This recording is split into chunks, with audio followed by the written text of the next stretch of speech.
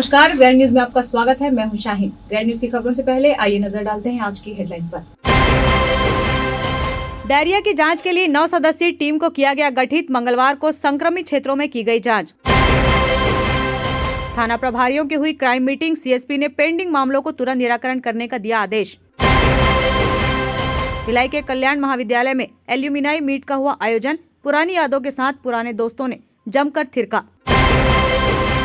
दुर्ग police अब QR code के माध्यम से आम जनता की दर्ज करेगी शिकायत। ग्रैंड न्यूज में अब खबरें विस्तार से। डायरिया की जांच और कारणों का पता लगाने 9 सदस्यीय टीम का गठन किया गया। जांच टीम द्वारा डायरिया की जांच स्पष्ट रूप से की जाएगी और कारणों का पता लगाया जाएगा। हम कल 3 बजे पूरा निरीक्षण करेंगे, पूरी टीम के साथ जाएंगे। जो हमारे बाकी मेरे अलावा और 2 MIC सदस्य वो और हमारे नगर निगम के अधिकारी, हम सब मिलकर उसको जाके जांच करेंगे और जो भी वहाँ किस कारण से हुआ, क्या समस्या थी और क्यों ये सब हुआ और कैसे हुआ, ये सब विषय में जांच करेंगे। दुर्ग जिले के छावनी क्षेत्र में हो रही चोरी, सट्टा, जुआ और अवैध कारोबार के ऊपर नकेल कसने के लिए प्रशिक्षु IPS व छावनी CSP प्रभात कुमार ने आज से सेक्टर 6 कंट्रोल रूम में छावनी क्षेत्र के थाना प्रभारियों का क्राइम मीटिंग लिया। पेंडिंग मामले जितने भी हैं तुरंत निराकरण करने को कहा। बताइए, जो सब डिवीजन अंतर्गत जो मीटिंग आयोजित की गई, क्या कुछ मीटिंग था और क्या कुछ एजेंडा आप लोगों ने डिस्कस किया है? तो छावनी सब डिवीजन का साप्ताहिक हर मंगलवार को क्राइम मीटिंग होता है, जिसमें पिछले सप्ताह के कार्यों का मॉनिटरिंग किया जाता है और अगले सप्ताह और महीने के लिए दिशा निर्देश दिए जाते हैं, टारगेट दिए जाते हैं। तो पिछले सप्ताह में टोटल 79 चालान तैयार किए गए हैं 7 दिनों में। 123 चालान पेश किए गए हैं।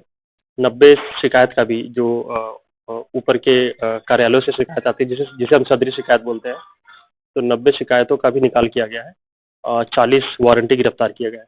और दिसंबर का महीना है, साल का एंड आने वाला है, तो सारे TIs को, सारे थाना प्रभारियों को निर्देश दिए गए हैं कि किसी भी थाने में 70-80 से ज़्यादा पेंडिंग अपराध नहीं रहेंगे। पेंडिंग अपराध जो पिछले महीने अक्टूबर के महीने में 1000 था, उसे घटाकर ऑलरेडी 700 पे लाया गया और उसे 400 के अंदर लाने का निर्देश दिया गया है।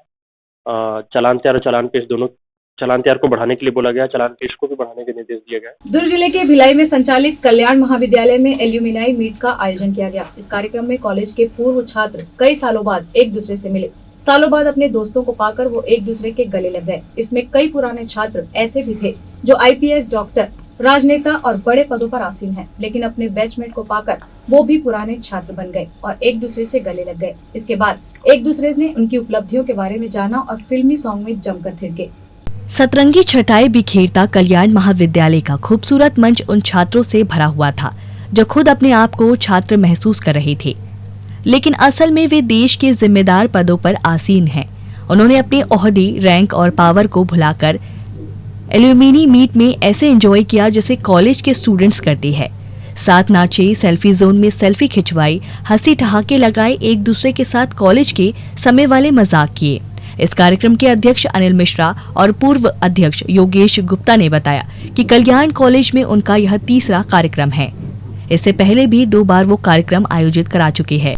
धीरे धीरे उनके पास पूर्व छात्रों की पूरी लिस्ट बनती चली जा रही है।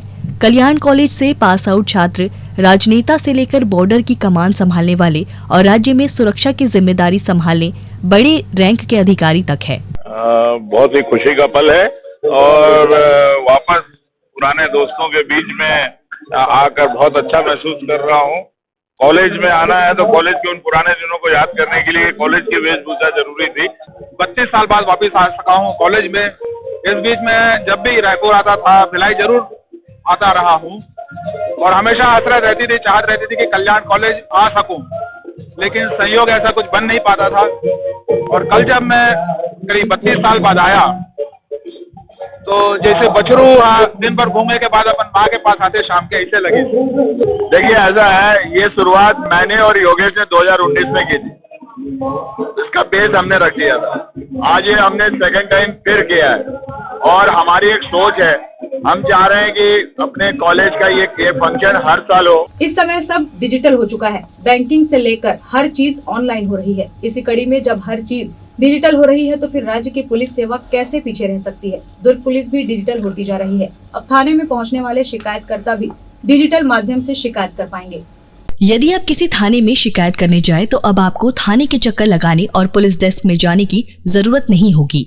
अब आम जनता की शिकायत के लिए QR कोड का इस्तेमाल किया जा रहा है। QR कोड के माध्यम से भी शिकायत दर्ज कराई जा सकती है। जनता के साथ सीधा संवाद बढ़ाने के लिए दुर्ग पुलिस इस नई प्रणाली के माध्यम से शिकायत दर्ज कराने वाले लोगों का नाम गोपनीय रखेगा। भिलाई सब डिवीजन से इसकी शुरुआत की गई है। आने वाले समय में अन्य डिवीजन में भी व्यवस्था को अनिवार्य किया जाएगा। दुर्ग पुलिस के किसी भी थाने में यदि सुधार की जरूरत महसूस हो रही हो या फिर पुलिसिंग में सुधार या फिर अन्य गतिविधियों की कोई शिकायत दर्ज करानी हो तो पहले शिकायतकर्ता अपने मोबाइल से QR कोड स्कैनर एप्लीकेशन को इंस्टॉल करने के बाद इस लिंक पे शिकायत दर्ज करा सकते हैं। हर थाने में QR कोड दिया गया है जिसमें कि कोई भी व्यक्ति थाने में आता है शिकायत करने, FIR करने, कोई भी उसकी तकलीफ़ है उसको उसमें फॉर्म है, फीडबैक फॉर्म है, उनसे व्यवहार कैसा रहा, उनको थाने में कोई प्रॉब्लम तो नहीं हुई, कुछ सजेशन देना चाहें तो सजेशन दे सकते हैं। दुर्ग पुलिस लगातार तकनीक का प्रयोग कर रही है। थानों में जो क्राइम्स हैं, अपराध हैं, शिकायत हैं, समन्स हैं, वारंट्स हैं, उसको मॉनिटर करने के लिए भी जो है वो एक सॉफ्टवेयर बनाया गया है जिससे उसकी मॉनिटरिंग की जा रही है।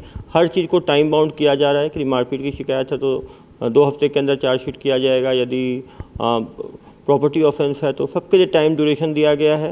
अभी हमारी कोशिश है कि जो पुलिस वेरिफिकेशन है, हाउस वेरिफिकेशन है, उसको भी ऑनलाइन करें और एक टाइम बाउंड करें जिससे कि लोग सीधा ऑनलाइन उसको अपलोड कर दें और तुरंत उनको जानकारी, उनको सर्टिफिकेट मिल जाए जिससे कि लोगों को बहुत सहूलियत हो। दुबई में होने वाली पावर लिफ्टिंग प्रतियोगिता का आयोजन 1 दिसंबर से 7 दिसंबर तक होने जा रहा है, जिसमें भारत से कोच के रूप में छत्तीसगढ़ से लेकर टंडन का चयन हुआ है। जा रहे हैं पावर लिफ्टिंग के लिए, आपको कैसा लग रहा है और अभी आप जिला मुख्यालय क्यों आए थे? प्रशासन से किस तरह की उम्मीद करते हैं? खुशियाँ तो बहुत है मैम साहब। मैं यहाँ पर अपना जिले के जो प्रमुख है, अपना कलेक्टर साहब से, SP साहब से, ये तो अपने जिले के प्रमुख हैं, मेरे विभाग के प्रमुख डायरेक्टर साहब, संयुक्त संचालक साहब, CMO साहब ने मेरे को जाने की अनुमति दे दी है और मैं अपने ज़िले के जो प्रमुख उनसे मतलब आशीर्वाद लेने के रूप में यहाँ आया था। जो मैं खिलाड़ी के रूप में जहाँ मतलब 10 से 15 साल तक खिलाड़ी के रूप में रहा हूँ और आज मतलब सेवा करते हुए मेरे 20-25 साल हो गए और मैं प्रशिक्षक के रूप में आज मुझे मेरा चयन होना मतलब एक व्यक्ति और खिलाड़ी का एक इंटरनेशनल होना अपने आप में एक बहुत बड़ी मतलब सुखद मतलब कहना में खुशी होती है। आपने बताया कि आप अपने खर्चे से दुबई जा रहे हैं, प्रशासनिक तौर पर या राज्य सरकार की तरफ से आपको किसी तरह की मदद नहीं मिली है, क्या चाहते हैं आप? इस तरह के खिलाड़ियों को क्या बढ़ावा देना चाहिए सरकार को? भिलाई स्थित CSVTU में 2 दिवसीय कार्यशाला का आयोजन किया गया। इसका मुख्य उद्देश्य है कि लघु व सूक्ष्म उद्योग के माध्यम से तकनीकी छात्र छात्राएं केवल बेरोजगारी दूर करना और दूसरों के लिए रोजगार भी सृजित कर सके। इस कार्यक्रम का जो उद्देश्य है, सबसे महत्वपूर्ण उद्देश्य है कि जो माइक्रो स्मॉल मीडियम एंटरप्राइजेस जो है उनको कई प्रकार के कठिनाइयां हैं, वो कठिनाइयों को किस तरह से दूर किया जाए, वो इस कार्यक्रम का मकसद है। कई बार क्या होता है, ये जो MSME सेक्टर है उनको अलग अलग जगह जाना पड़ता है, अलग अलग विभागों में जाना पड़ता है। तो ये भारत सरकार, हमारा जो मंत्रालय MSME मंत्रालय ने ये पूरे देश में इस तरह का इंस्ट्रक्शन दिया हुआ कि इस तरह के कार्यक्रम करिए जिससे कि सभी को एक ही प्लेटफॉर्म में आके उनको उसका सोल्यूशन मिले। यहाँ पे जैसे आपने पूछा, यहाँ पे NTPC है, आपका भिलाई स्टील प्लांट है और आपका NMDC है और स्टेट गवर्नमेंट के अधिकारी उपलब्ध हैं यहाँ पे, SIDBI है, पंजाब नेशनल बैंक है, आपका बैंक ऑफ बड़ौदा है, और स्टेट बैंक के अधिकारी भी यहाँ पे उपस्थित है।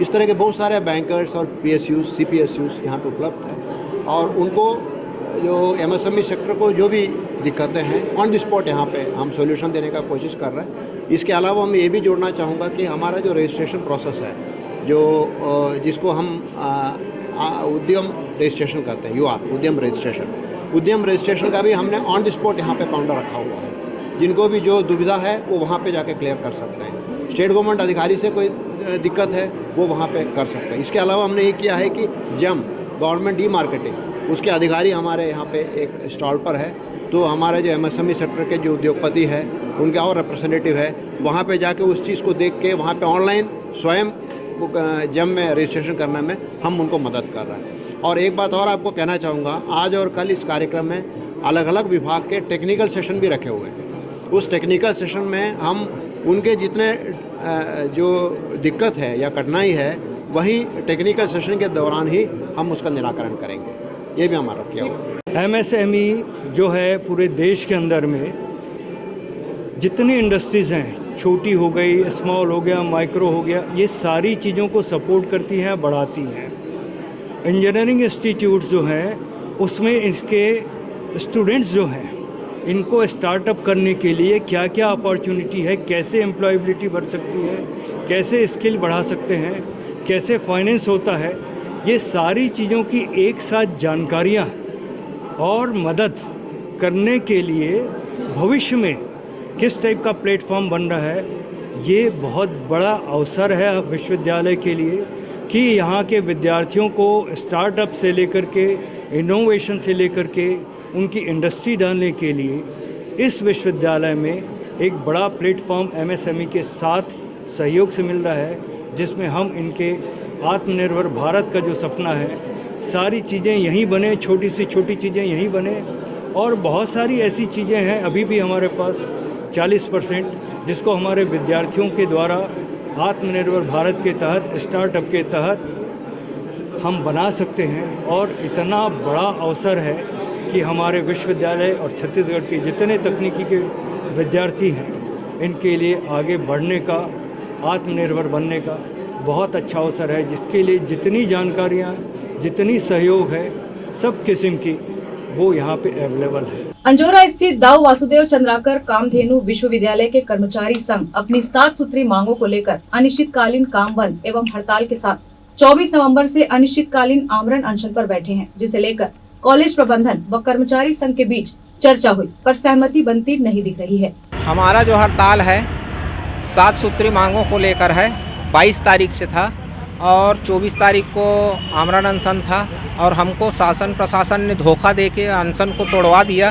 फिर भी हमारा जो अनिश्चितकालीन हड़ताल है वो जारी है। हमारा पहला है वेतन कटौती की राशि, दूसरा है कार्य के अनुसार वर्गीकरण, तीसरा है दैनिक वेतन भोगी कर्मचारियों को ईपीएफ की कटौती की जाए और ईएलसीएल की छुट्टी प्रदान की जाए। पिछले साल जो हमारा स्ट्राइक हुआ था उसमें 8 साल की अवधि को अर्धकुशल किया था, उसको 3 वर्ष किया जाए करके हमने आवेदन किया है, और जिसको 10 साल हो गया है उसको यहाँ प्रस्ताव पारित करके फिर विश्वविद्यालय द्वारा बोर्ड में प्रस्ताव पारित करके शासन को नियमितीकरण के लिए भेजा जाए। अभी आज शायद सहमति के लिए मीटिंग हुई है, कौन उपस्थित रहे और क्या उसमें बातों पर सहमति बनी या क्या स्थिति बनी? हमारे को तो सबसे पहले हमको तो घुसने से रोका गया कि ये बदतमीजी करता है। हमारी बदतमीजी इतनी थी कि हमने मजदूरों के हक के लिए आवाज़ उठाई, और आज तक यही होते आया है कि 20-25 सालों से शोषण इसीलिए हो रहा है कि जो मजदूरों के हक के लिए आवाज़ उठाता है उसको कुचला जाता है। आज भी हमको रोका गया, हमारे प्रतिनिधि भाइयों ने बोला ये नहीं जाएगा तो हम भी नहीं जाएंगे, और फिर वहाँ विश्वविद्यालय प्रशासन के रजिस्ट्रार सर थे और डीएस थे, डीन थे, डायरेक्टर थे, सब लोगों के सामने में चर्चा। तो जिला प्रशासन की जो टीम है इसमें तहसीलदार मैडम थी और विश्वविद्यालय प्रशासन की टीम और दैनिक वेतन भोगी है, उनके संघ के सामने बहुत अच्छे सौहार्दपूर्ण रूप में चर्चा हुई है और सारी चीज़ें यूनियन को बताई गई है। और अभी फ़िलहाल तो कुछ बताना संभव नहीं है क्योंकि सारी जो चीज़ें हैं उनको बता दी गई हैं और उनको 1 दिन का समय दिया गया है, और तो 1 दिन के समय के अंदर वो अपनी स्टैंड्स को बताएंगे। बाकी पूर्ण रूप में विश्वविद्यालय प्रशासन संवेदनशीलता के साथ जो है उनकी बातों को सुना है, और जो भी भविष्य में उनके लिए हित में जो भी है वो हम उसके कार्य करते रहेंगे। इसमें डायरिया का कहर इन दिनों फैला हुआ है, ऐसे में नल से जोंक का निकलना लोगों में बीमारी के प्रति भय पैदा कर रहा है। भिलाई नगर पालिका निगम के पटरी पार क्षेत्र में डायरिया का संक्रमण फैला हुआ है और लगभग 300 से अधिक लोग डायरिया से प्रभावित हो चुके हैं और अब भी लगभग 60 से 70 लोगों का इलाज अस्पताल में जारी है। नगर पालिका निगम और जिला स्वास्थ्य विभाग संक्रमित क्षेत्र में लगातार अपनी नजर बनाए हुए है, लेकिन प्रशासन की दिक्कत कम होने का नाम नहीं ले रही है। वार्ड में आ रहा दूषित पानी, लगातार कीड़े मकोड़े और जोंक का आना आम बात हो गई है। आज अल सुबह भी राम जन्मोत्सव समिति के युवा अध्यक्ष मनीष पांडे खुर्सीपार के बापू नगर के वार्ड का दौरा कर रहे थे। इस दौरान एक महिला नल से पीने का पानी भर रही थी, तभी एक जोंक पाइप से होता हुआ पानी की गगरी में आ गिरा। वो तो अच्छा हुआ कि उस महिला ने देख लिया, अगर किसी ने उस पानी को पी लिया होता तो क्या होता। बहरहाल इसे लेकर मनीष पांडे ने कहा कि अगर नगर निगम इस लापरवाही से बाज नहीं आती तो आगामी दिनों में प्रदर्शन किया जाएगा। तहत बापू नगर में, राजीव नगर में एक घर में जोंक निकला है और यहाँ पे स्थिति ऐसी है कि यहाँ पे ऐसे 4-5 घर हैं जो इस चीज़ से पीड़ित हैं, जहाँ पे नाले का पानी लोग पीने के लिए विवश हैं और निगम के कर्मचारी भी 2 दिन से यहाँ पे आ रहे हैं, पर कोई भी समाधान लोगों का नहीं दिख रहा है। तो आज लोगों के बीच में आकर उनकी समस्या जाना गया है और अगर कार्रवाई नगर निगम नहीं करता है तो उसके लिए उक्त जो भी यहाँ पे स्थानीय लोग हैं और जनप्रतिनिधि के साथ मिलकर नगर निगम जोन और नगर निगम मुख्य जहाँ भी हो सकेगा प्रदर्शन किया जाएगा और इस पानी की समस्या को लेकर हम लोग आगे लड़ाई लड़ेंगे। तो अभी तो स्थिति ये है कि जोन कमिश्नर से बात भी हुई है, तो उन्होंने कहा है कि हम इसको ठीक करेंगे। अगर ये ठीक नहीं होता है तो आगे सभी लोग इसलिए काम करेंगे। सुबेरे पानी भरा थे भैया तो नल में जो है जो कैसा है तो सुबेरे नाली वाली दीदी मला दिखाए हमें जो का आया था पानी। हाँ तो पार्षद ला वो बताए से किसी तो पार्षद ला बताऊँ फोन करके। हाँ तो फिर पार्षद भैया ही सब है। ग्रैंड न्यूज के लिए बिना दुबे की रिपोर्ट। वक्त है ब्रेक का, आप देखते रहिए grand news.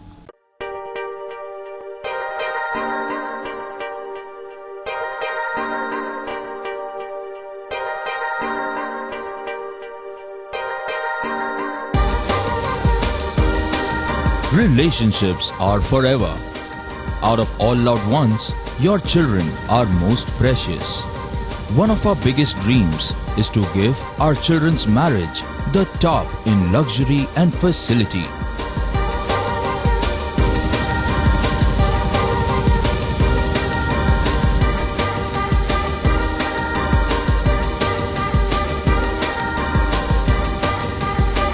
In today's busy life, you cannot afford to take time out for everything to be perfect for your marriage. And you cannot compromise on quality of service for your guests. Our customized marriage packages are made just according to your wish. This presentation will acquaint you with the different luxury packed marriage packages available. This package has an elaborate menu with 60 mouth-watering items. Bharat Swagat including welcome drink, snacks and sweets. A breathtakingly decorated welcome gate and the arena decorated with flowers. To give you the best colors in view, we organize special light effects for all areas. We take care of decorating the groom's car to its best attire.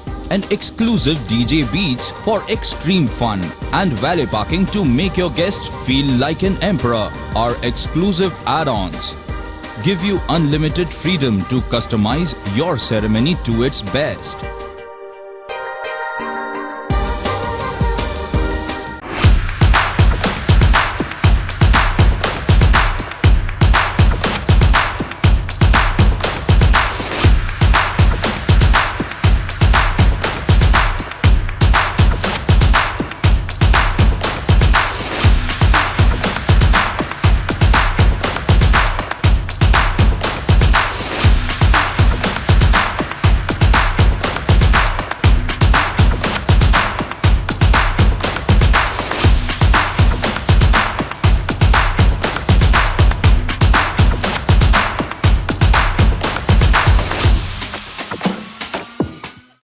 Break के बाद आपका स्वागत है। शहर में स्थित होटलों के निरीक्षण के लिए आयुक्त लक्ष्मण तिवारी नगर निगम के अधिकारियों के साथ निकले और शहर में स्थित होटलों का निरीक्षण कर दस्तावेजों को खंगाला। गायनोकोलॉजिस्ट सोसाइटी ऑफ भिलाई की प्रेसिडेंट डॉक्टर संगीता सिन्हा के नेतृत्व में एक दिवसीय इंडोस्कोपिक वर्कशॉप का आयोजन किया गया, जिसमें छत्तीसगढ़ के विभिन्न क्षेत्रों से कई डॉक्टरों ने हिस्सा लिया। गायनोकोलॉजिस्ट सोसाइटी ऑफ भिलाई द्वारा एक दिवसीय इंडोस्कोपिक वर्कशॉप का आयोजन किया गया, जहां फॉक्सी संस्था के चेयरमैन डॉक्टर सुभाष मल्लया एवं coordinator doctor Niranjana doctor Vinita मौजूद रहे, जिन्होंने आधुनिक तकनीकी के माध्यम से दूरबीन पद्धति के विषय में लाइव जानकारी दी कि किस तरह से इंडोस्कोपी सर्जरी सरल एवं सुगम है। इस कार्यक्रम के बारे में डॉक्टर संगीता सिन्हा ने विस्तार से जानकारियां दी। मैं doctor Sangeeta Sinha gynaecological society of Bhilai की प्रेसिडेंट हूँ और आज ये जो कार्यशाला हमने करी है ये लैप्रोस्कोपी मतलब दूरबीन पद्धति के ऊपर किया गया है और हम लोग बहुत ही सौभाग्यपूर्ण है कि जो हमारी संस्था फॉक्सी है उसके जो दूरबीन पद्धति मतलब एंडोस्कोपी कमेटी के चेयरपर्सन डॉक्टर सुभाष माल्या ही वो हम आज हमारे साथ हैं और ये हमारे लिए बड़े गर्व की बात आप कह सकते हो, बहुत ही गर्व की बात है। और हमने यहाँ पे बिल्कुल निःशुल्क जो है 5 पेशेंट की डिफ़िकल्ट सर्जरी करी है। अभी 3 पेशेंट के हो गए, 2 पेशेंट की और बची हुई है, और बहुत ही लेटेस्ट गैजेट्स और इंस्ट्रूमेंट के साथ में उस ऑपरेशन को निःशुल्क किया गया है, जिससे कि गरीब मरीजों को फ़ायदा हो। और साथ के साथ जो नए बिगिनर्स हैं, जो गायनेकोलॉजिस्ट हैं, जिनको दूरबीन को उसको ट्रेनिंग प्रोग्राम भी दिया गया है।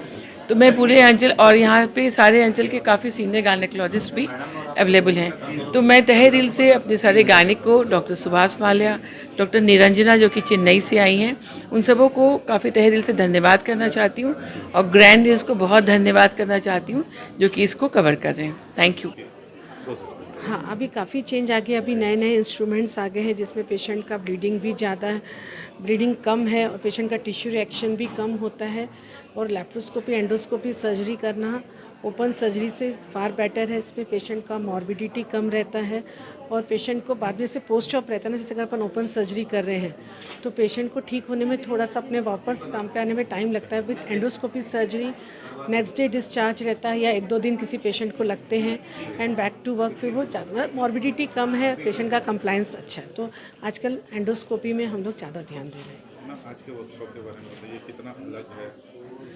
आज की वर्कशॉप बहुत अच्छी, जैसे आपने देखा डॉक्टर सुभाष माल्या सर आए हैं, वो चेयरपर्सन है एंडोस्कोपी कमेटी के, ऑब्स गायनी सोसाइटी के, एंड उनके साथ डॉक्टर निरंजना आई हैं, वो भी कोऑर्डिनेटर हैं, और अभी तक 2 सर्जरी कर चुके हैं। एक हिस्टेक्टमी जिसको टोटल लैप्रोस्कोपिक हिस्टेक्टमी, और एक डायग्नोस्टिक लैप्रोस्कोपी एंड हिस्ट्रोस्कोपी, और दोनों सर्जरीज बहुत अच्छे से हुई हैं।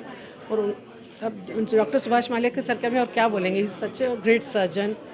वहीं इंडोस्कोपिक के माध्यम से कई सारी बीमारियों से निजात पाया जा सकता है, जिसे लेकर फॉक्सी के चेयरमैन डॉक्टर सुभाष मल्ल्या ने ग्रैंड न्यूज़ से जानकारियां साझा की। नमस्ते। आज Bhilai obstetric and gynaec society की और से आज यहाँ पे एक कॉन्फ्रेंस चल रहा है, जो वर्कशॉप चल रहा है, जिसमें दूरबीन वाला सर्जरी सिखाने के लिए हम आए हैं। हम 2 लोग आए हैं। जी, मैं डॉक्टर सुभाष हूँ, कैलिकट केरला से आया हूँ, और मैं इसका चेयरपर्सन भी हूँ। और हमारे साथ डॉक्टर निरंजन आई है, वो जो चेन्नई से आई हुई है। आज मैडम के नेतृत्व में यहाँ की जो सोसाइटी है, उन्होंने ये वर्कशॉप रखा है, जहाँ पे हम लाइव, मतलब कैसे सर्जरी कैसे करते हैं, मतलब दूरबीन से सर्जरी।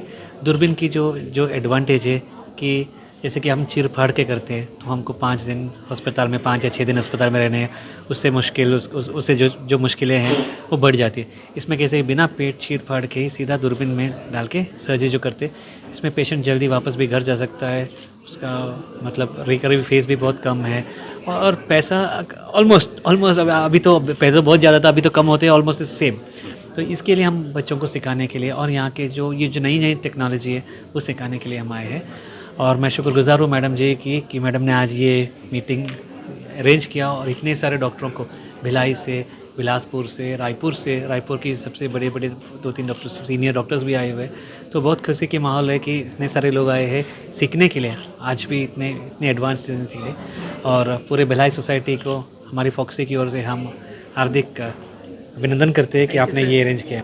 एक दिवसीय कार्यशाला में छत्तीसगढ़ के विभिन्न क्षेत्रों से कई विशेषज्ञ डॉक्टरों ने हिस्सा लिया तथा लेप्रोस्कोपी और इंडोस्कोपी सर्जरी के विषय में जागरूक किया। ग्रैंड न्यूज़ के लिए अतुल शर्मा की रिपोर्ट। बोहरा मुस्लिम समाज एवं सुन्नी मुस्लिम समाज को कब्रिस्तान के लिए आवंटित जमीन के आवंटन को निरस्त करने की मांग को लेकर राष्ट्रीय हिंदू शक्ति संगठन ने राज्यपाल व मुख्यमंत्री के नाम कलेक्टर को ज्ञापन सौंपा। दुर्ग शहर के वार्ड क्रमांक 55 पुलगांव में बालोद मुख्य मार्ग पर स्थित भूमि का आवंटन बोहरा मुस्लिम समाज एवं सुन्नी मुस्लिम समाज को कब्रिस्तान के लिए छत्तीसगढ़ शासन द्वारा पूर्व में दिया गया था, जिसके संबंध में पुलगांव वार्डवासी एवं सकल हिंदू समाज एवं हिंदू संगठन ने संयुक्त रूप से आपत्ति दर्ज कराई है और उक्त भूमि पर कब्रिस्तान नहीं बनने की मांग को लेकर मुख्यमंत्री और महामहिम राज्यपाल के नाम ज्ञापन सौंपा। मेरे वार्ड में मुक्तिधाम के लिए जगह अलाउट करके मुक्तिधाम बनाना चालू कर दिया है। हम चाहते हैं कि हमारे वार्ड में कब्रिस्तान ना हो। अभी तक से हमारा गांव में मुक्तिधाम हमारे लिए पास नहीं हुआ है। हम क्यों दें उसको कब्रिस्तान बनाने के लिए? और हमारा बच्चे का भविष्य वहाँ खराब होते जा रहा है। ITI है, BM कॉलेज है और पब्लिक स्कूल है। KG1 से लेकर KG8 तक के स्कूल है। ये हमारे बच्चों वहाँ उसका भविष्य बर्बाद वहीं से चालू हो जाएगा। हम बनाने नहीं देंगे। बालोद मुख्य मार्ग पर एक कब्रिस्तान के लिए प्रशासन की तरफ से जमीन अलॉट हुई है। हम चाहते हैं कि पुलगांव में कब्रिस्तान ना बने, क्योंकि मुख्य मार्ग पर कब्रिस्तान बनाना ये अनुचित है, क्योंकि वहाँ विशाल कपड़ा मार्केट है, पुलिस थाना है, सामने में वन विभाग का लकड़ी टाल है, उसके आगे जाएंगे तो वृद्धाश्रम है, उसके आगे जाएंगे तो बटालियन है, उसके आगे महावीर स्कूल है, उसके आगे वो कॉलेज का क्या नाम है, BM कॉलेज है, और बहुत बाल संरक्षण गृह भी है। इतने बहुत सारे शासकीय RTI रहने के बाद और अटल आवास होने के बाद भी वहाँ के मेन हाईवे रोड पर कब्रिस्तान के लिए जमीन अलाट करना ये सरासर अनुचित है, ऐसा नहीं होना चाहिए। इसके बाद भी हम प्रशासन से एक मांग रखने के लिए और आए हैं। एक विशेष समुदाय के द्वारा बार बार हिंदुओं को टारगेट किया जा रहा है। आपने अभी सुना है एक ललिता साहू के ऊपर में एक इमरान नाम के लड़के ने खौलता हुआ तेल छिड़क दिया था। क्या उसके ऊपर प्रशासन और शासन ने बड़ी कार्रवाई की? क्या उन्होंने उनको कड़ात्मक दंड दिया? नहीं दिया। एक विशेष समुदाय से प्रशासन और शासन इतना भय क्यों खाती है, ये हमें समझ में नहीं आता। बजरंग दल इन मुद्दों को लेकर यहाँ आज आया है। हम चाहते हैं प्रशासन और शासन दोनों इसलिए जगे, नहीं तो बजरंग दल अपने ऊपर इन मुद्दों को समझाना और समझना दोनों जानता है। अनुसूचित जाति का आरक्षण 16% सुनिश्चित करने की मांग को लेकर छत्तीसगढ़ के सतनामी समाज के द्वारा जिला कलेक्टर के नाम ज्ञापन सौंपा गया। सतनामी समाज के द्वारा सोमवार को जिला मुख्यालय पहुंचकर जोरदार हंगामा किया गया और राज्य सरकार के खिलाफ में नारेबाजी की गई। सतनामी समाज के सदस्य ऋषि टंडन ने बताया कि भारत के संविधान लागू होने के बाद हमारा अनुसूचित जाति का आरक्षण सदैव 16% ही रहा है, जिसे छत्तीसगढ़ बनने के 11 वर्ष बाद 4% कम कर दिया गया है। फिर उसमें 1% बढ़ाने का प्रस्ताव लाया गया, जो कि उचित नहीं है। आरक्षण दिए जाने के बावजूद भी आरक्षण का पालन करने में शासन प्रशासन असफल रही है। बैकलॉग एवं अनुसूचित जाति के पद आज भी रिक्त हैं। साथ ही अन्य समुदाय व फर्जी जाति प्रमाण पत्र धारकों को आरक्षण का लाभ दिया जा रहा है। उन्होंने ये भी बताया कि आरक्षण 50% से समग्र रूप से अधिक नहीं होना चाहिए, इससे संवैधानिक मर्यादा बनती है। संतुष्टिकरण के चलते सरकार आरक्षण की सीमा को अधिक करती है। जैसे छत्तीसगढ़ शासन ने 76% करने का निश्चय किया था। अनुसूचित जाति को 3% का घाटा है। सरकार यदि 3% बढ़ाकर 16% कर दे तो सरकार का भी नुकसान नहीं होता। प्रदर्शनकारियों ने चेतावनी दी है कि यदि आरक्षण में सुधार नहीं किया गया तो आगामी दिनों में उग्र प्रदर्शन की। दुर्ग जिला सतनामी समाज की ओर से आरक्षण कटौती के विरोध में हम सब यहाँ इकट्ठा हुए हैं। अनुसूचित जाति वर्ग का आरक्षण 16% अभी न्यायालय से हमें जो मिला था, उसमें भी छत्तीसगढ़ की कांग्रेस सरकार के द्वारा 3% की कटौती की गई है। इस के विपरीत हम पूरे सतनामी समाज आज दुर्ग कलेक्टर को एक ज्ञापन देने के लिए आए हैं कि छत्तीसगढ़ राज्य बनने के बाद 2011-12 में तत्कालीन सरकार द्वारा असंवैधानिक ढंग से बिना जनगणना अनुसूचित जाति वर्ग के किए 4% की कटौती कर दी गई थी। तो इसके विरोध में समाज के द्वारा कोर्ट सम्मानीय न्यायालय बिलासपुर में जाके एक याचिका दायर की गई थी। उसमें लगभग आज से 10 वर्ष बाद फैसला आया कि अनुसूचित जाति वर्ग को 16% आरक्षण दिया जाए। मौजूदा सरकार कांग्रेस की सरकार थी। 2018 में जब इसकी सरकार चुनावी समय थी तो इसने घोषणा पत्र जारी करके कहा था कि हम अनुसूचित जाति वर्ग को 16% आरक्षण दिलाएंगे। इसके ठीक विपरीत आज के समय में जो हमें 16% कोर्ट से मिला था, उससे उस आरक्षण में भी कटौती करके हमारा 3% कम कर दिया गया।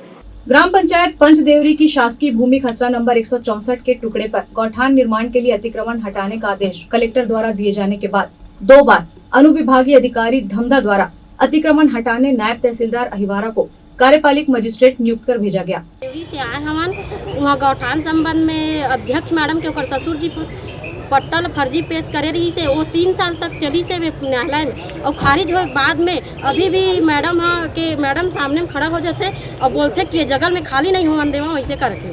अभी आप क्या चाहते हैं? मैं वो जगह खाली करवा के हमारे गांव में गौठान निर्माण करवाना चाहता हूँ। मैं सत कुमारी सोन के ग्राम पंचायत पंचदेवरी के सरपंच है। किसके द्वारा रात्रे ग्राम पंचायत अध्यक्ष रहे, जनपद अध्यक्ष रहे, ओकर ससुर जी अतिक्रमण करे रही से और पति हटावन नहीं देवा वैसे कह के वो अतिक्रमण हटने नहीं देवा। क्यों नहीं हटाने दूंगा बोल रहा हूँ? वो मोर जगह है ऐसे करके बोलते। और वो जगह सरकारी जगह? वो सरकारी जगह है और न्यायालय खुदे वो पट्टा ला फर्जी करी से हर चीज ला अतिक्रमण ला हटाना चाहता ना, फिर भी वो हटाने नहीं देवा। क्या लगता है पैसे का लेन देन करके? हाँ, वो पैसा का लेन देन करके कुछ भी कर सकते सर। काबर के मैं बहुत बड़े आदमी हूँ वैसे करके बोलते, और सरपंच ला पैर के नीचे में दबा रही हूँ वैसे करके बोलते हो।